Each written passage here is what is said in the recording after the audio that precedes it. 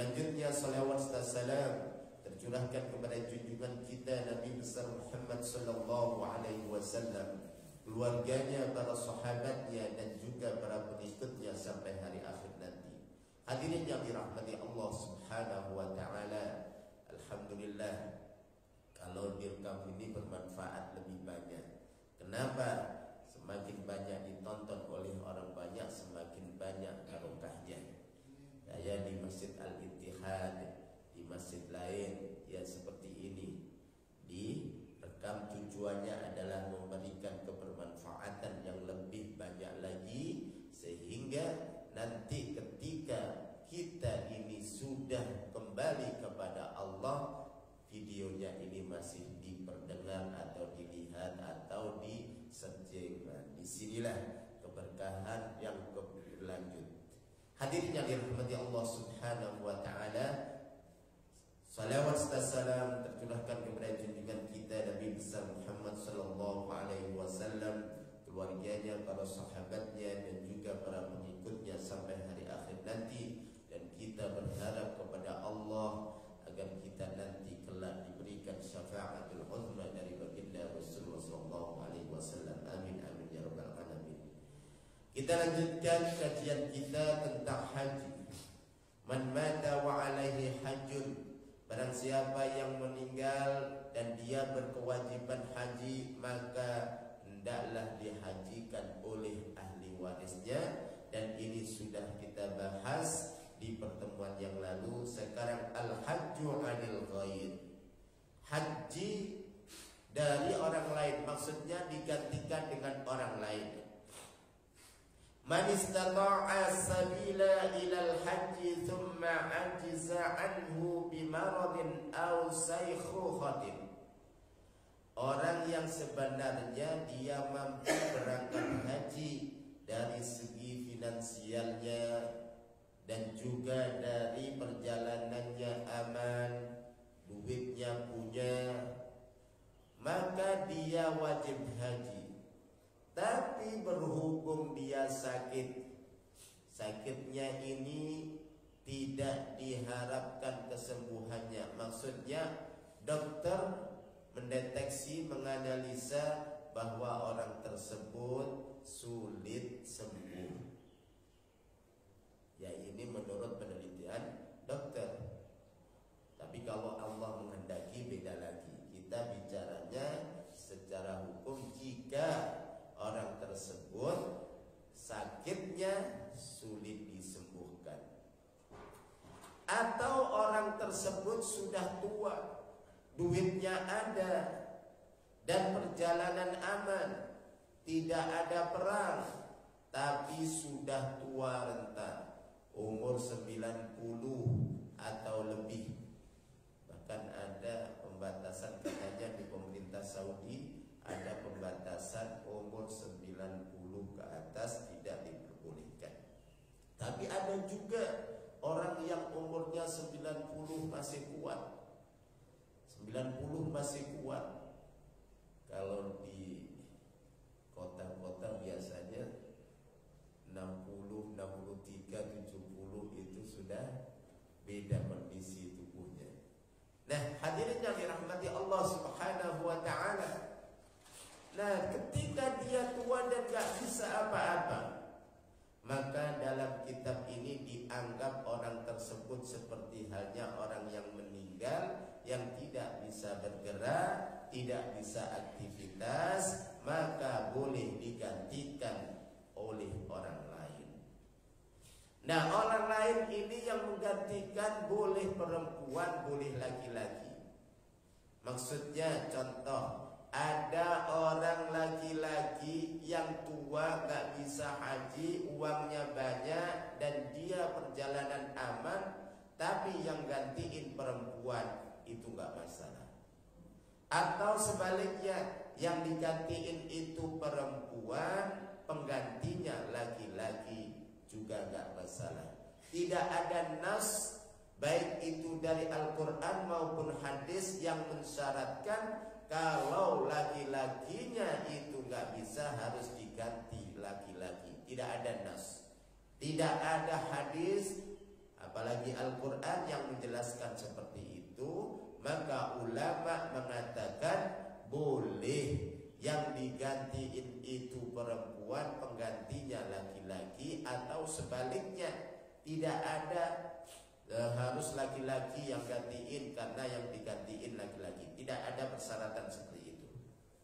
Hadirin yang dirahmati Allah Subhanahu wa taala, mana hadis yang menjelaskan bahwa boleh digantikan oleh orang lain sekaligus yang menggantiin ini harus haji dulu? Hadis Al-Fadl Ibnu Abbas radhiyallahu anhu anna imra'atan min Khus'am qalat, ada seorang perempuan dari Khus'am qalat, dia berkata kepada Rasulullah, ya Rasulullah, inna faridatallahi ala ibadi fil hajj adraktu abi syaikhan kabiran. Sesungguhnya kewajiban haji atau kewajiban Allah yang diberikan kepada hamba-hambanya, artinya Allah mewajibkan kepada hamba-hambanya haji. Adraktu abi syaikhan kabiran, dan saya tahu bapak saya itu sudah tua. Jadi bapaknya siapa? Bapaknya perempuan tersebut sudah tua, padahal dia seharusnya wajib haji. La yastati'u an yathbuta 'ala ar-rahilah, dia tidak bisa nunggangi kuda, nunggangi onta. Kalau sekarang naik pesawat, naik bis gak bisa ya Rasulullah, karena kondisinya yang sudah tua. Karena kalau orang tua itu beda dengan kita. Kita jalan masih enak, naik mobil bis pun masih enak. Ada orang tua karena umurnya sudah tua, dia tidak bisa menikmati walaupun kendaraan itu bagus. Dia tidak nyaman. Nyamannya apa? Rebahan di kamar. Itu kondisinya. Nah, hadirin yang dirahmati Allah, seperti orang tuanya perempuan ini, afa ahujja anhu, apakah saya menghajikan orang ayah saya ya Rasulullah? Qala na'am. Jadi ini dalil bahwa boleh seorang perempuan menghajikan ayahnya, mengganti haji ayahnya. Wadzalika fi hajjatil wada', dan itu ketika haji wada'. Hadirin yang dirahmati Allah Subhanahu wa taala, hadisnya ini hadis hasan dan juga hasanun sahih menurut Imam At-Tirmidzi. Wa qad qala At-Tirmidzi aidan wa qad sahha 'an Nabi fi hadzal bab ghairu hadits wal 'amal 'ala hadza 'inda ahli al-'ilm. Hadirin yang dirahmati Allah Subhanahu wa taala, juga ada hadis lain yang menjelaskan bahwa menurut ahli ilmi boleh digantikan dengan yang lainnya. Tidak ada larangan atau tidak ada nas yang mengatakan gak boleh diganti seorang laki-laki itu penggantinya perempuan atau sebaliknya. Yasurruna ayyahujja 'anil mayyit wa bihi wa qaulul Thawri wa Ibnul Mubarak wa Syafi'i wa Ahmad wa Ishaq. Ini juga menunjukkan perkataan para ulama bahwa yang mengatakan itu banyak sekali di antara para ulama, bahwa boleh haji itu digantikan dengan orang lain. Di antaranya adalah Imam Ats-Tsawri wa Ibnul Mubarak wa Syafi'i wa Ahmad wa Ishaq. Wa qala Malik. Nah, Imam Malik ada sedikit perbedaan. Imam Malik idza awsa ayyahujja anhu hujja'an. Imam Malik ada syaratnya, kalau ahlul mayyit atau yang meninggal ini berwasiat, berwasiatnya gini, tolong nanti haji saya karena saya nggak bisa, tolong dihajikan oleh orang lain. Kalau Imam Malik berpesan, tapi jumhurul ulama mengatakan gak pesan pun, hendaklah ahlu waris menghajikan orang tuanya untuk haji walaupun dibadalkan. Hadirin yang dirahmati Allah Subhanahu wa taala, Begitu juga kalau tadi itu orang meninggal, orang yang sudah tua juga boleh menurut mazhab Syafi'i dan Ibnul Mubarak. Selanjutnya, idza ufiyal maghdub, kalau yang sakit ini sembuh. Saya tadi jelaskan bahwa sakit itu di tangan Allah, yang menyembuhkan juga Allah. Contoh, dokter menganalisa atau dokter setelah diperiksa mengatakan ini sulit disembuhkan. Tapi kesembuhan itu bukan di tangan dokter. Dokter itu wasilah. Dokter itu wasilah perantara untuk menyembuhkan. Tapi orang ini qadarullah, dengan izin Allah sembuh. Bisa juga sembuh total dan sehat, padahal sudah digantiin. Dia sudah digantiin, gak taunya sudah habis digantiin sembuh. Ya mungkin doa dari anaknya yang gantiin, bisa juga. Ya Allah, berikanlah kesembuhan orang tua saya ketika di raudhah atau di tempat-tempat mustajab, di waktu yang mustajab, pas tawaf hujan atau pas di raudhah, benar-benar berdoa agar orang tuanya disembuhkan dari penyakitnya. Pas diganti atau pas wukuf di Arafah, pas digantikan karena anaknya berdoa sembuh. Dokter pun heran. Dan ini bisa terjadi karena Allah itu qadirun ala kulli syai'. Allah itu kuasa terhadap segala sesuatu. Manusia hanya bisa sekali lagi merencanakan, yang menentukan adalah Allah Subhanahu wa ta'ala.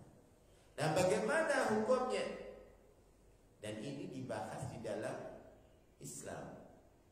Idza ufiyal maridu ba'da an hajja anhu naibuhu fa innahu yasqutul fard anhu wala ta'lumuhu wala tulzimuhul i'adah. Jadi kalau sudah diganti lalu dia sembuh, apakah dia harus melaksanakan haji lagi atau cukup karena sudah digantikan? Maka dalam kitab ini disebutkan perbedaan di antara para ulama. Imam Ahmad mengatakan bahwa orang tersebut gak usah haji lagi. Kenapa? Karena sudah digantiin oleh orang lain.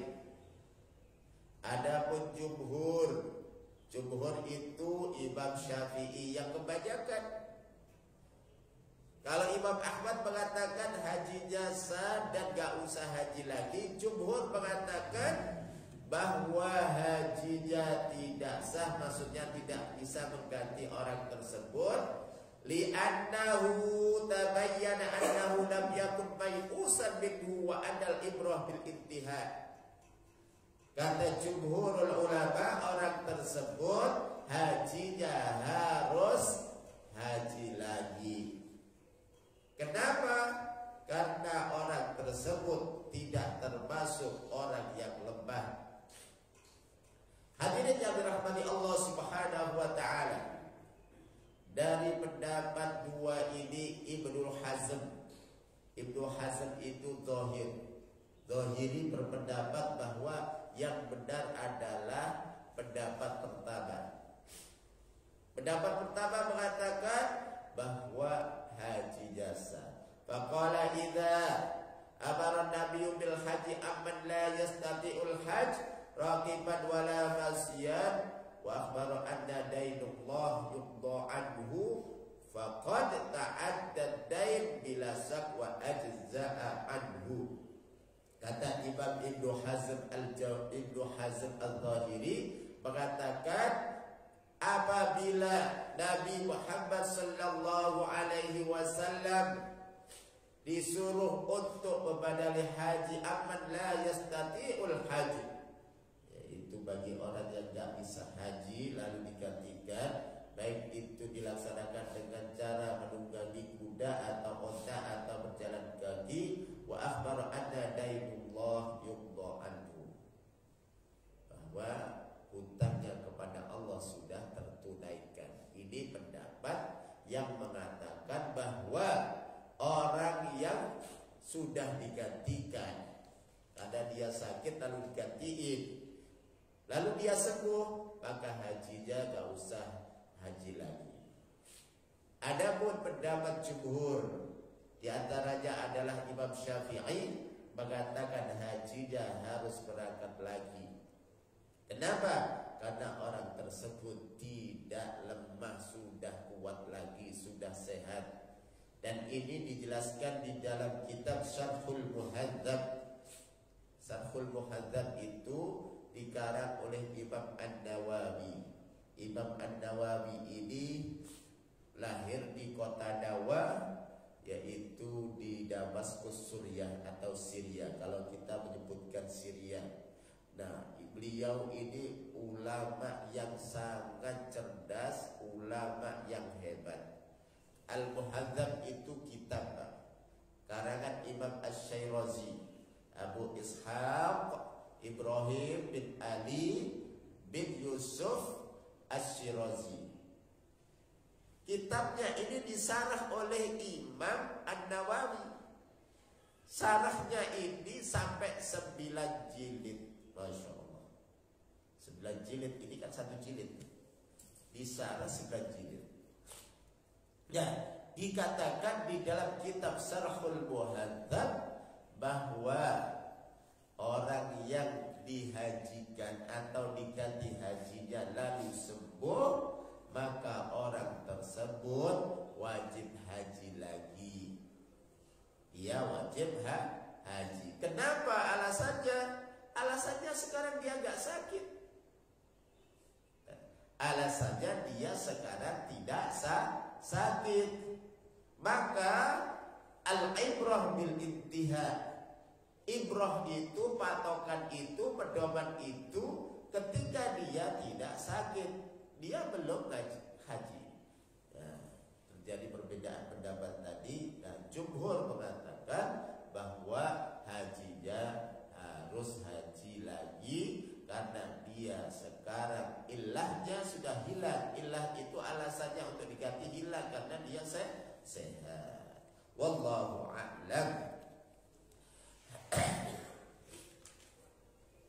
Baik, bagaimana kita mengambil pendapat? Ya silakan saja. Mana yang lebih mendekati kebenaran? Apakah pendapat Imam Ahmad yang mengatakan bahwa hajinya sah dan gak wajib haji lagi? Sekarang surutul haji anil ghair.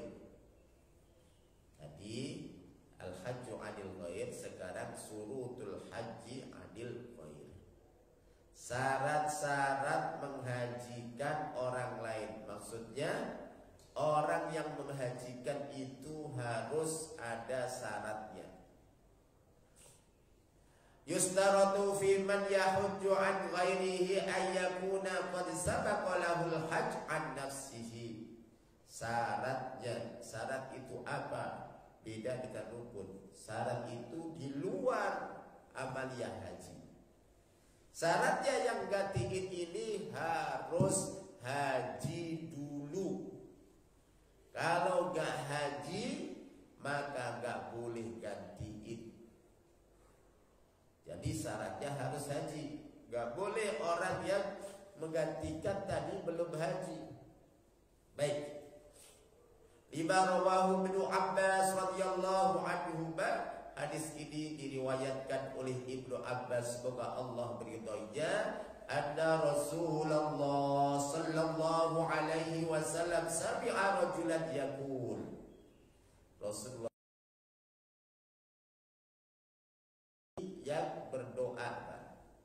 Labbaika an subrumah. Labbaika an subrumah artinya dia itu niat untuk subrumah.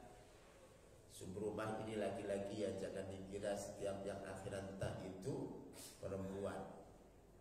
Jadi tidak semua yang berakhiran ta itu perempuan. Ada juga yang berakhiran ta atau tak marbutoh tapi laki-laki.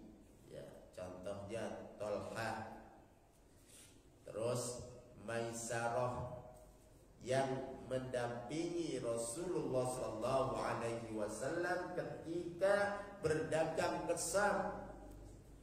Memang disuruh oleh Khadijah, coba dampingi Rasulullah, tapi belum haji ketika belum di amanahi jadi Rasul, belum diangkat Nabi. Coba dampingi dagang menuju ke Syam.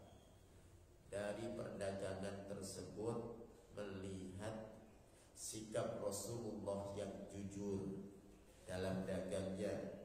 Lalu juga ada keajaiban-keajaiban, di antaranya panas terik. Rasulullah tidak mengalami panas terik karena awan terus membersamainya dalam perjalanan.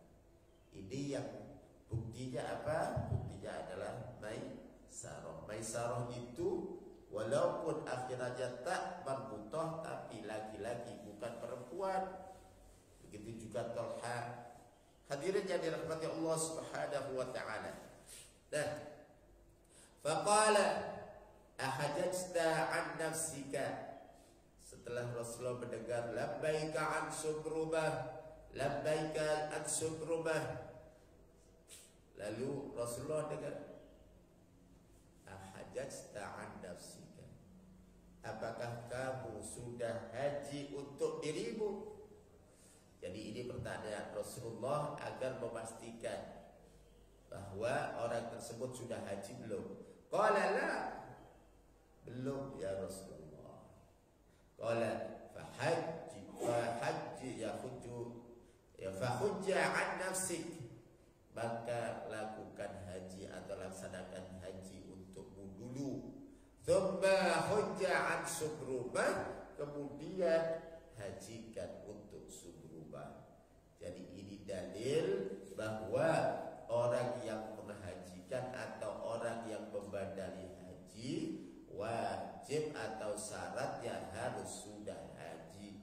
Kalau belum haji disuruh untuk haji dulu. Rawah Abu Dawud wa Ibnu Majah wa al-Baihaqi hada isnadun sahih laisa fil bab as-sahhu bin. Jadi hadis tersebut adalah sanadnya sahih, artinya bisa kita buat hujjah. Wa hadha qawlu aktsari ahli al-ilmi innahu la yasihhu an yahujja an ghairi ma lam yahujja an nafsi mutlaqan. Ini menurut aktsaru ahli al-ilmi, artinya kebanyakan para ulama menunjukkan bahwa haji tidak sah kalau dia yang ganti belum haji. Berarti ada perkataan lain yang mengatakan haji sah, tapi kita mengatakan mengikuti kebanyakan para ulama, dan ini juga dilandasi dengan hadis. Buktinya hadis tentang orang yang menggantikan hajinya subrumah. Ketika itu Rasulullah langsung tanya, ahajasta an nafsi, apakah kamu sudah haji untuk dirimu? Kata Rasulullah SAW tanya kepada orang tadi, dijawablah ya Rasulullah. Lalu Rasulullah bilang fahujja an nafsik, haji dulu untukmu, baru fahujja an subrumah. Hadis ini hadis sahih. Ketika hadis sahih kita harus mengamalkannya. Jadi syarat menghajikan atau menggantikan haji orang lain harus haji dulu. Sekarang man hajja lidadrin wa alaihi hajjatul Islam. Dia itu haji karena nadar. Haji karena nadar gimana maksudnya? Dia haji karena nazar, dia nazar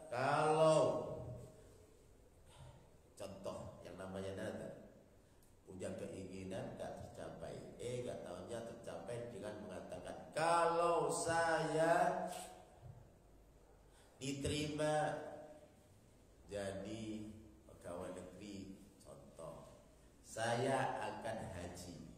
Lah ini disebut haji nadar. Apakah haji nadar ini atau ini? Kalau anak saya diterima di perguruan tinggi yang favorit dan juga di jurusan yang lagi sulit itu kan kedokteran, diterima di kedokteran di universitas yang terkenal dan favorit, maka saya akan haji. Berarti orang tersebut nazar. Dan nazar ini hukumnya wajib. Nah, ketika dia itu berangkat haji karena nazar, apakah dia itu harus haji yang wajib? Maksudnya dia kan nazar nih, berarti dua. Saya berikan selain haji dulu biar mudah, ya. Dia nazar untuk berkorban sapi, maka dia wajib hukumnya untuk berkorban sapi.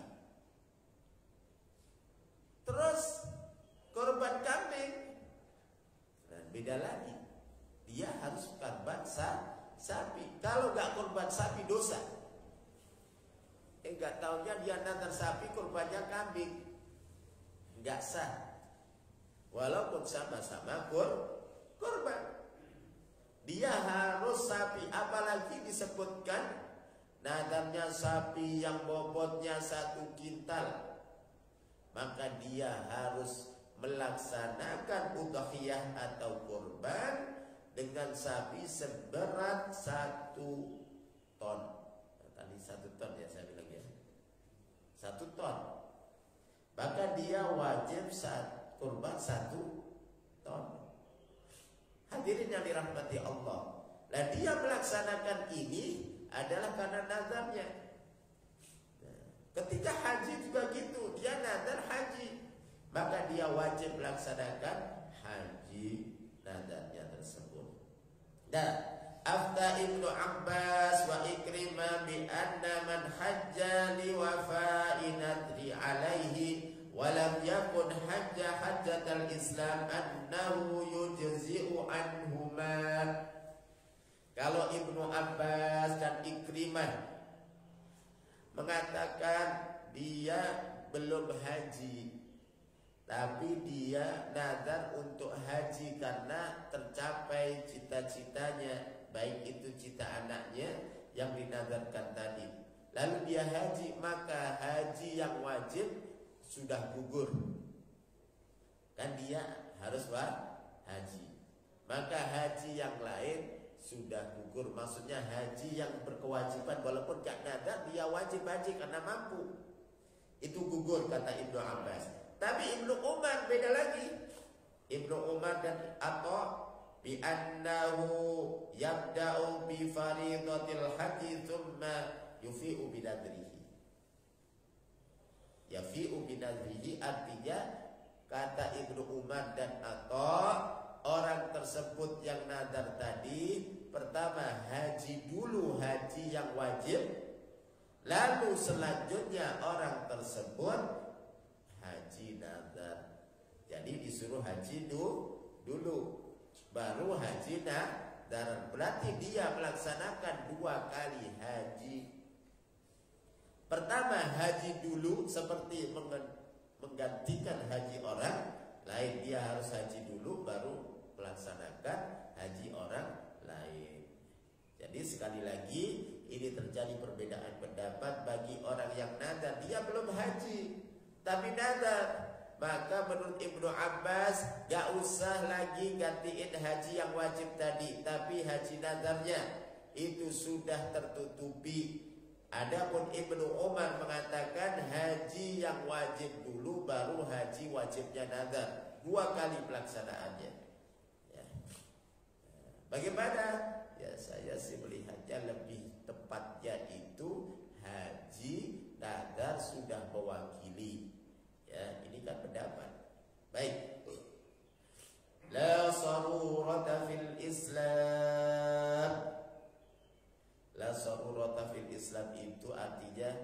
dia mampu tapi alas saja belum dipanggil oleh Allah, belum dapat hidayah dari Allah, orang tersebut berdosa karena dia mampu. Bahkan ada hadis yang sudah saya jelaskan, tapi hadisnya ini diperselisihkan dalam masalah kesahihannya. Ada yang mengatakan dhaif. Barang siapa yang dia mampu tapi tidak berhaji, ketika meninggalnya seperti meninggalnya orang Yahudi ataupun Nasrani. Nauzubillah, tsumma nauzubillah min dzalik. Dia mampu tapi tidak haji, maka dia ketika meninggal seperti meninggalnya orang Yahudi dan Nasrani. Tidak mampu, dipaksakan. Contoh, dipaksakan seperti ini. Kan naik sepeda bisa tuh, buktinya ada orang yang naik sepeda motor sampai Mekah. Nah ini beda lagi ini. Ya, yang disebut mampu itu bagaimana? Ya yang dinilai oleh kebanyakan manusia, mampu beli tiket pesawatnya, mampu bayar hajinya, mampu nunggunya. Sekarang nunggu berapa tahun, Pak? Nah dia intinya mampu.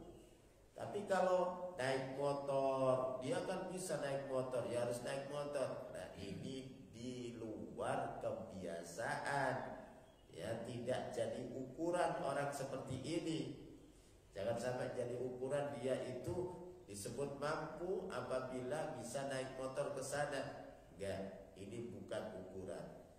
Ukurannya yang kebanyakan orang semestinya naik pesawat. Kalau sekarang, kalau dulu naik kapal laut, jadi bisa berbulan-bulan. Baik, hadirin yang dirahmati Allah Subhanahu wa taala, la sarurata fil Islam. Hadis ini diriwayatkan oleh Imam Ahmad dan Abu Dawud, yang artinya la sarurata ini tidak ada atau tidak boleh orang tidak melaksanakan haji padahal dia mampu, dosa hukumnya. Baik, ada pertanyaan? Baik, kita lanjutkan. Al-iftirad bil haji.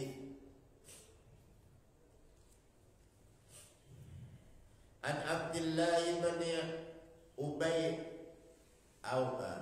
An Abdullah bin Abi Awfa qala sa'altu Rasulullah sallallahu alaihi wasallam 'anil rajul lam yahuj aw yastafidu lil hajj qala la, rawahul Baihaqi.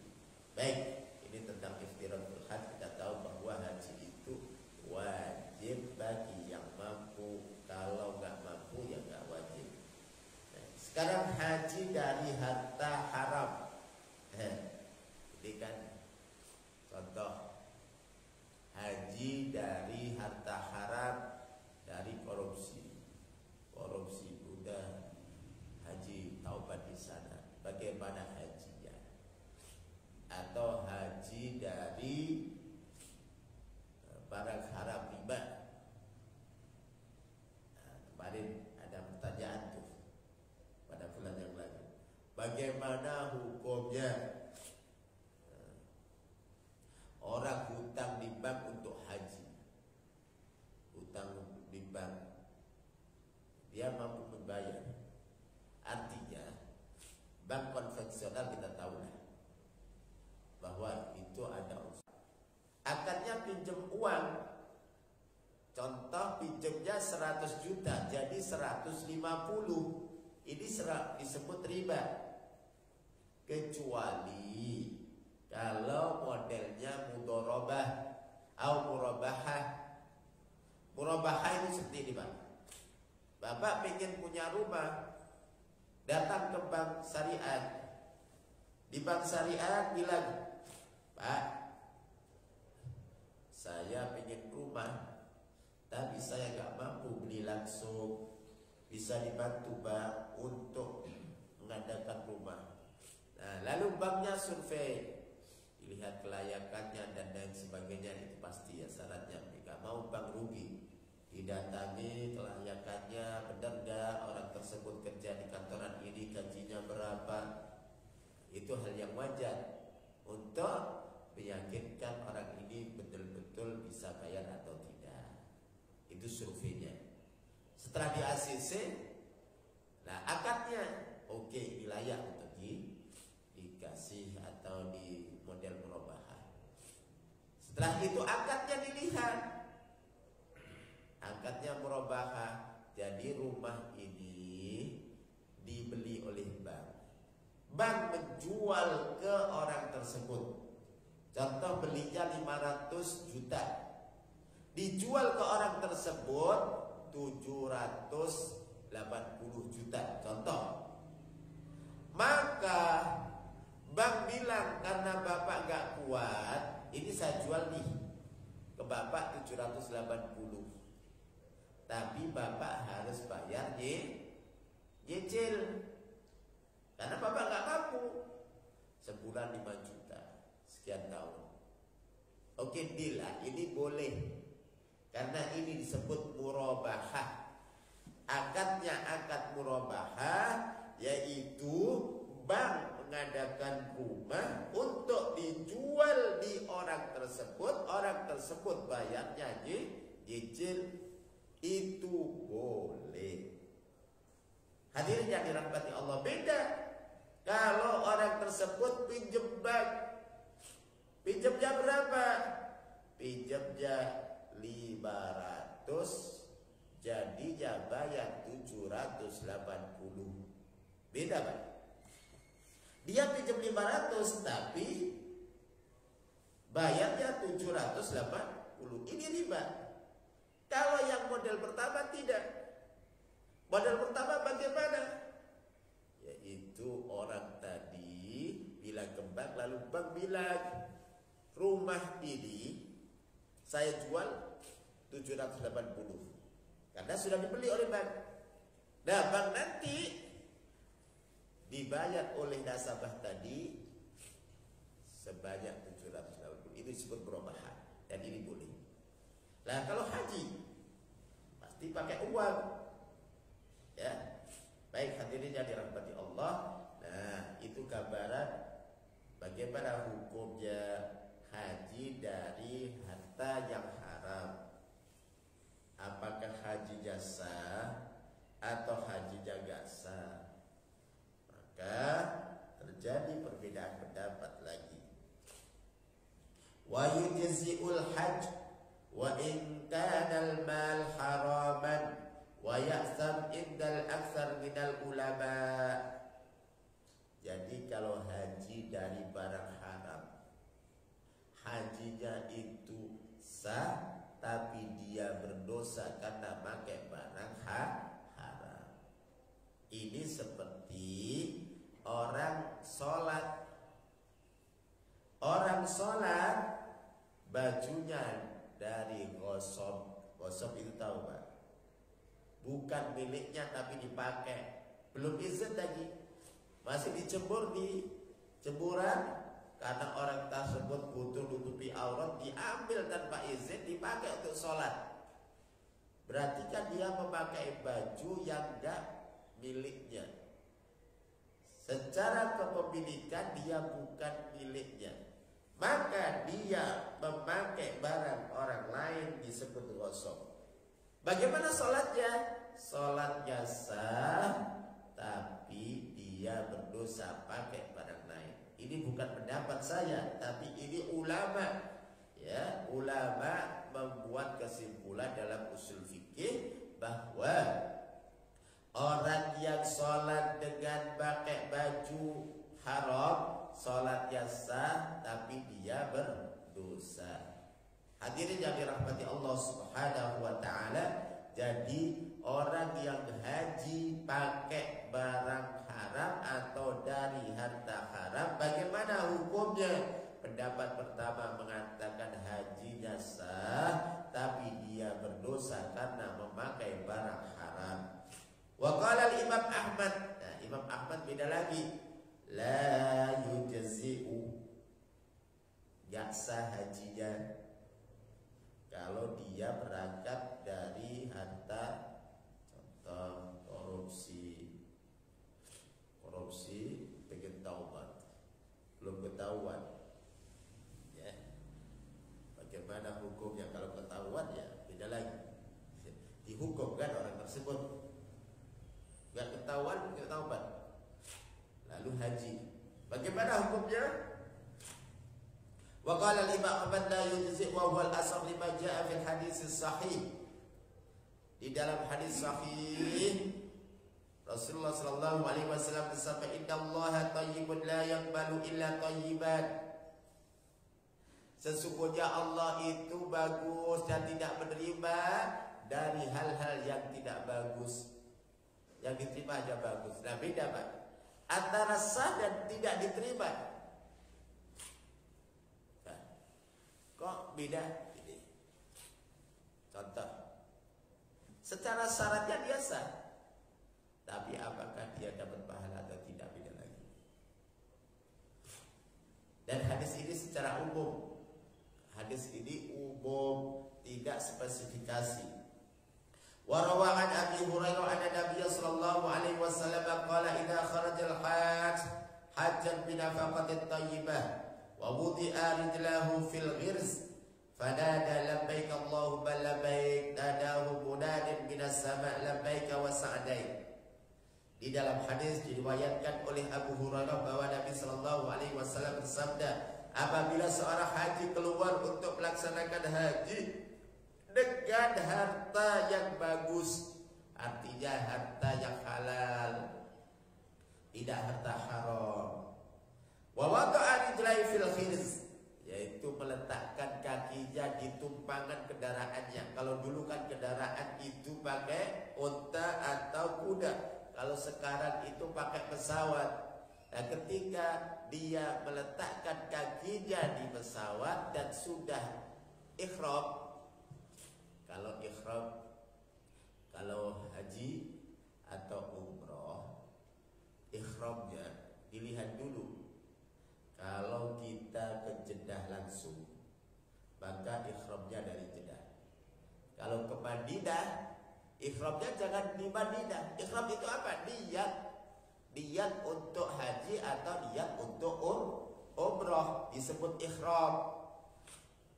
Nah, kalau dari Madinah itu Bi'r Ali, Bi'ru Ali, tapi kita bacanya Bir Ali. Nah, disitulah orang tersebut baru ihram.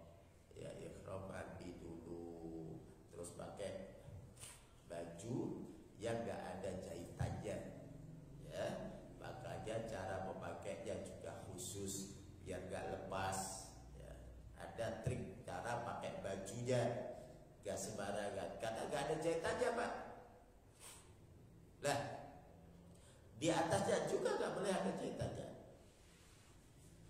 Baru ihram, mandi dulu, mandi bersih-bersih, terus motong kuku yang penting belum masuk. Baru dari situlah dimulai ihram. Tempatnya dari Madinah itu Bi'r Ali. Hadirin yang dirahmati Allah.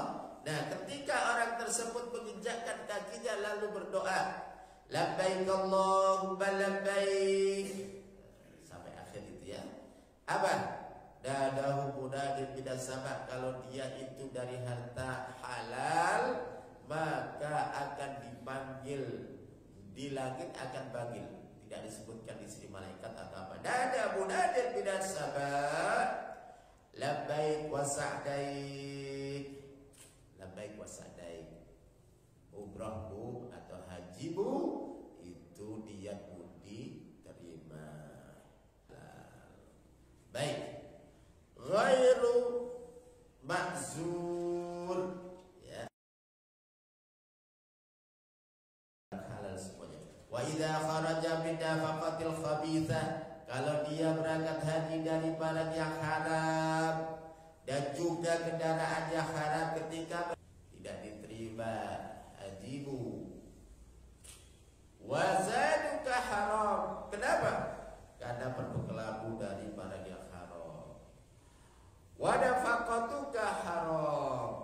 Dan apa yang kamu berikan itu haram. Wahajjuka ma'zur.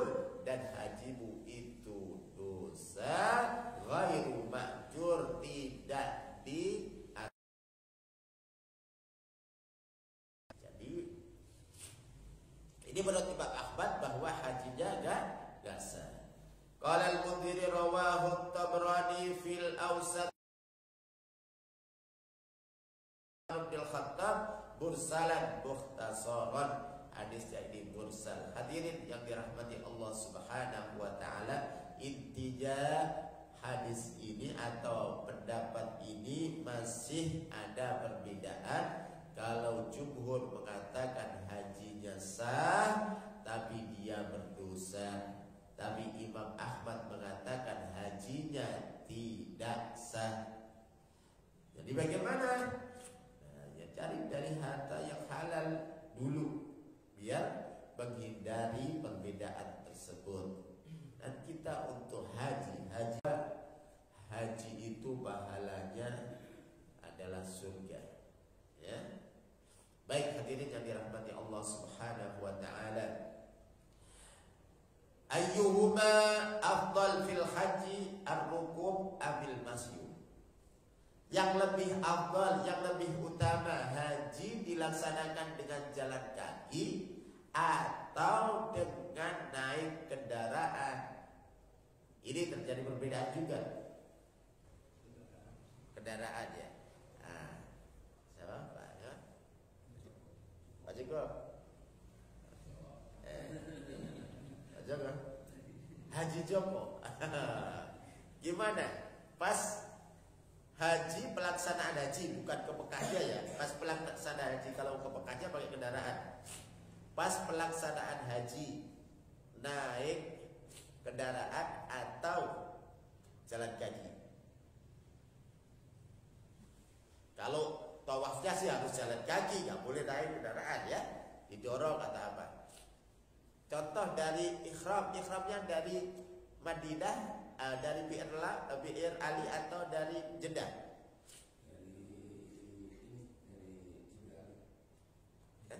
Bir Ali berarti ke Madinah dulu berarti dulu ya. Nah, dari Bir Ali ke Makkah itu pakai jalan kaki atau kendaraan? Kendaraan berarti. Kalau jalan kaki semuanya. Nah, mana yang lebih afdal, jalan kaki atau naik kendaraan? Ada yang mengatakan jalan kaki lebih afdal. Karena apa? Akan merasakan bagaimana perjuangan Rasulullah SAW dulu. Tapi juga ada yang mengatakan al-rukub afdal. Yang naik kendaraan itu afdal. Kenapa? Karena biar dia tidak terlalu capek dan fokus dalam beribadah. Kalau jalan kaki nanti yang rukun-rukunnya belum dikerjakan sakit, sehingga tidak bisa mengerjakan yang rukun-rukun. Yang rukun itu apa? Yaitu wukuf di Arafah, tawaf, sa'i, rukun.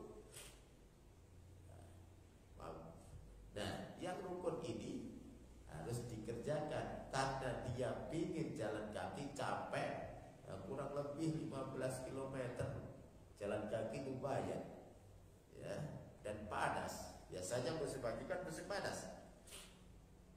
Nah, maka ada yang mengatakan mana yang lebih afdal, jalan kaki atau rukuk. Baik, qala al-jumhur ar-rukub afdal. Ini ada pendapat yang jumhur justru mengatakan pakai naik kendaraan itu lebih afdal. Kenapa? Pertama, ar-rukub afdal li fi'li Nabi sallallahu alaihi wasallam.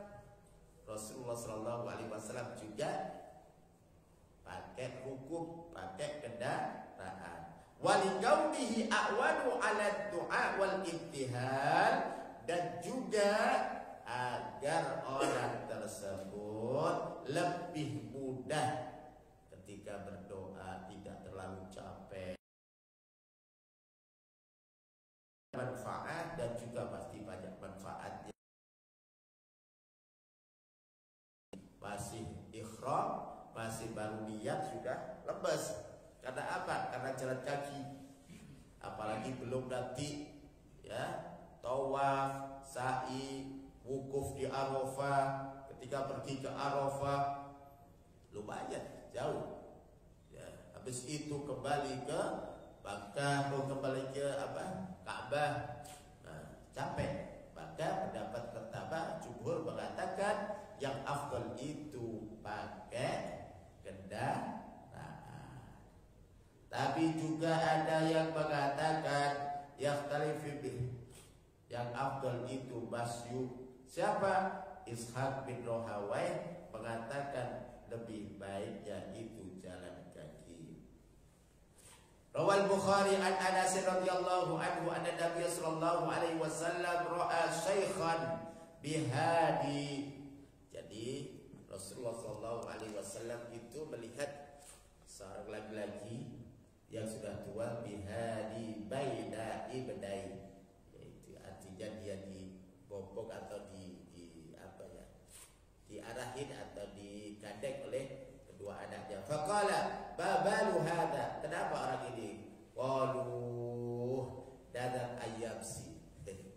Orang tua ini dadarnya jalan kaki. Jadi dia dadar hajinya jalan kaki. Makanya dadar itu gak usah yang memperberat. Dia dadar jalan kaki ya Rasulullah. Qala inna Allah azza wa jalla inna Allah azza wa ta'ala bi hadha nafsihi laghaniyun wa amruhu ayyaka wa amarahu ayyaka.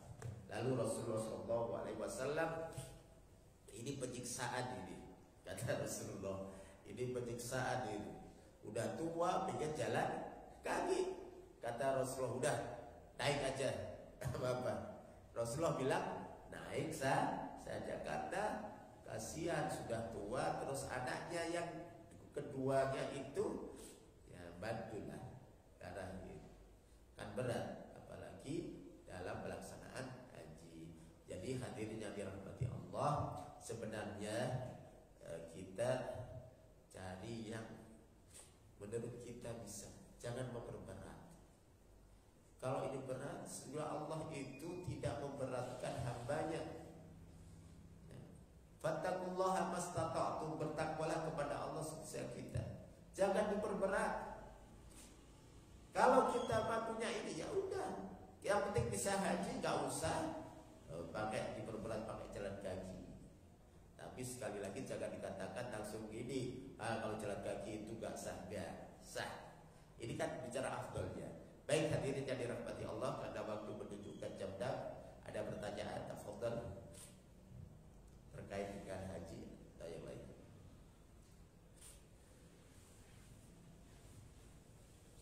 Ya, silakan. Ya.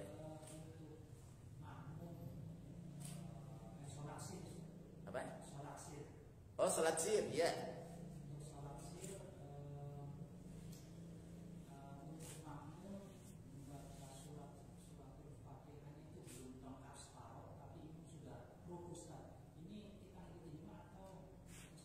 Baik, terima kasih.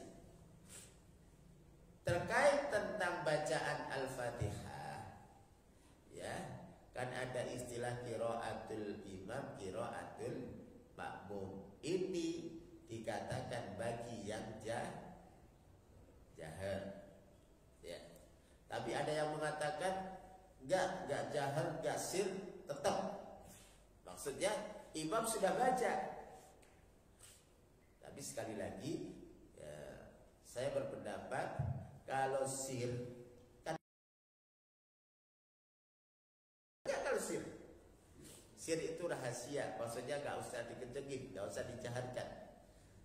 Kalau kita nggak dengar bacaan imam, maka kita harus baca.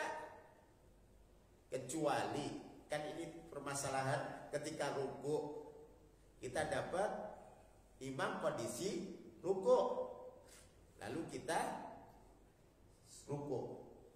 Apakah rakaat, dalam hadis dihitung 1 rakaat. Kenapa? Karena bacaan imam atau juga dengan hadis yang lain bahwa wa idza quri'al qur'anu fastami'u lahu wa ansitu la'allakum turhamun. Apabila dibacakan ayat Al-Qur'an adalah dengarkan. Istami', dengarkan. Ansitu, jangan ngomong. Dan hadirin yang dirahmati Allah, ketika kita nggak dengar, ketika kita sebagai makmum nggak tahu bacaan imam, bagaimana hukumnya?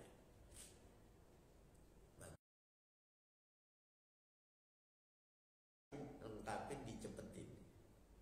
Lengkapin, dicepetin.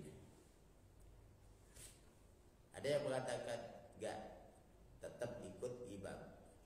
Kalau saya selama tidak pindah ke rukun, maksudnya tidak pindah ke rukun, jadi kita bisa kejar Al-Fatihah selama imam tadi gak pindah rukun ke i'tidal. Kecuali kalau kita kejar habis itu gak taunya imam i'tidal, ini sudah melewati. Nah itu Al-Fatihah ya, baru rukun.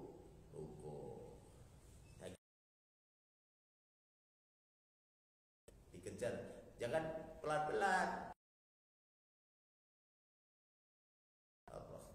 Beda, sudah di imamnya beda, rukun sudah yang cepat dalam hati aja. Baik, ada pertanyaan lagi? Tadinya kan kalau mampu ya, terhitungnya mampu semasa hidupnya, tapi karena anaknya banyak ini kan sekolah semua dulu nih. Katanya tuh habis buat nyekolahin anak-anaknya sampai anaknya sukses semua ya. Kemudian beberapa tahun meninggal tapi belum sempat haji. Apakah anaknya ini wajib untuk membatalkan orang tua atau tidak? Baik, orang tersebut punya anak banyak. Sebenarnya hartanya kalau dibilang banyak itu ya banyak menurut orang lain yang anaknya 1. Kalau anaknya 10 berarti kan butuh dana yang lebih banyak. Gajinya, contoh ini saya bukan contoh. Ini orang anak 1 gajinya 20 juta, contoh. Ini anak 10 gajinya 20 juta. Ini bisa haji, ini belum bisa. Bisa terjadi? Padahal sama-sama gajinya 20 juta. Oke. Ini mampu haji karena cuma anak 1. Ini nggak mampu, duitnya banyak 20, sama. Apakah ini disebut mampu atau tidak? Ya nggak mampu.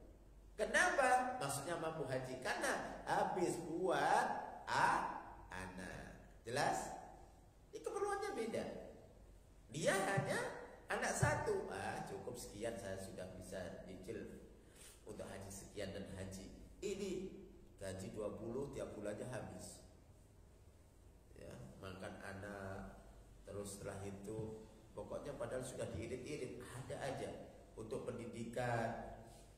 Nah, kecuali kalau dia pintar milih, pendidikan udah gratis-gratis saja, pilih yang gratis-gratis saja. Sampai SMA, udah kamu kalau sudah SMA cari sendiri. Nah, ada juga orang tua yang seperti itu. Kan sudah tanggung jawab kamu, Ustaz, ayah sudah kewajibannya sudah nggak ada karena sudah kamu sudah ngerti cari duit sendiri, udah cari sana. Kamu mau kuliah silakan, nggak mau kuliah silakan. Ayah mau haji bisa juga. Nah, nggak tahunya tetap mau ngumpulin nggak cukup. Karena buat makan yang banyak, anak banyak tersebut, maka orang tersebut nggak wajib haji. Ketika nggak wajib haji, apakah anaknya wajib menghajikan? Tidak wajib, tapi yang namanya anak ingin bakti orang tua, menghajikan itu lebih mulia. Kan dia nggak wajib, karena nggak mampu. Ketika tidak mampu, maka anaknya ini nggak wajib menghajikan. Tapi kalau menghajikan lebih bagus. Kenapa? Karena ini bersih. yang diberikan ke orang tua lebih mulia, lebih bagus, dan insya Allah tambah barokah hartanya. Baik, seperti itu. Cukup ya? Baik, cukup. Hadirin yang dirahmati Allah Subhanahu wa taala, marilah kita akhiri kajian ini dengan berdoa kepada Allah. Dan sebelum berdoa, mari kita istighfar. Astaghfirullahaladzim, astaghfirullahaladzim, astaghfirullahaladzim. Innallaha ghafurur rahim. A'udzu billahi minasyaitonir rajim. Bismillahirrahmanirrahim. Alhamdulillahirabbil alamin. Hamdan yuwafi ni'amahu wa yukafi mazidah. Ya Rabbana lakal hamdu kama yanbaghi li jalali wajhika wa 'azimi sultanik. Allahumma shalli ala Muhammad wa ala alihi wa sahbihi ajma'in. Allahumma ighfir lana dhunubana wa liwalidina warhamhum kama rabbawna shighara. Allahumma ighfir lil muslimina wal muslimat wal mu'minina wal mu'minat al ahya'i minhum wal amwat. Allahumma a'izz al islam wal muslimin. Allahumma ansur man nasara ad-din wa khudhil man khadhala al mu'minin. Allahumma inna nas'aluka salamatan fid din wa 'afiyatan fil jasad wa ziyadatan fil 'ilmi wa barakatan fil rizqi wa taubatan qabla al maut wa rahmatan 'inda al maut wa maghfiratan ba'da al maut.